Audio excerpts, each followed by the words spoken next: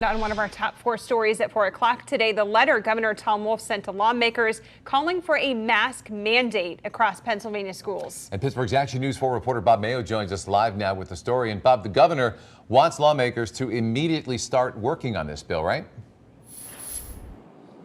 That's right, but at this point he's not issuing an order to that effect. He's saying that he wants cooperation with state lawmakers, as they've cooperated on some other things ultimately over time, dealing with COVID issues, despite their clashes at times as well. So, familiar sight of kids in classrooms with masks. The governor's saying that we've reached a point in Pennsylvania, and with the surge of COVID and the dangers of variants, that he wants the authority for school districts to be able to require masks in classrooms to be clear. He says that there are some political forces at work that have tried to make a case that that isn't within the power of school boards, and that districts across the state are divided on that now. Wolf seemed to indicate that he believes school districts do have that authority, but he wants to make the matter clear by asking the leaders of the House, the leaders of the Senate, to call all lawmakers back into Harrisburg, and for them, through legislation,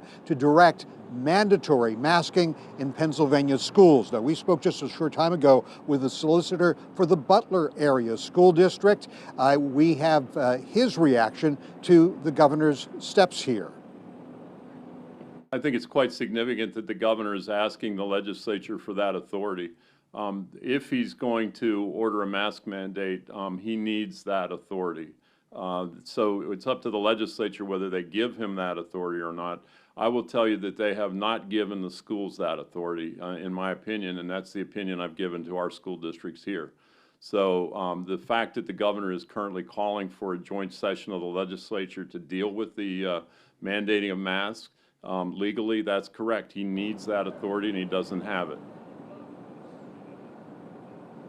Again, that opinion from the solicitor for the Butler area school district. We should note that we've interviewed Mr. King in the past, and he's been an attorney who's been involved in challenges over the past year during the pandemic to the state's authority to impose various mandates to deal with the impact of COVID. So he is no stranger to this issue, and no surprise that he would be lining up suggesting a more narrow view of the state's power in this case. We are reaching out to local lawmakers who are leaders in Harrisburg to get their thoughts on this. More in this story coming up at 5 and 6. Reporting live in Butler County, Bob Mayo, Pittsburgh's Action News 4. And Bob, not long ago, the Pennsylvania State Education Association's president also released a statement in response to the governor's letter, reading in part, quote, "We call on legislative leaders and the governor to work together to ensure our schools implement masking policies that will keep everyone safe through this school year. And in the meantime, we continue to urge school district leaders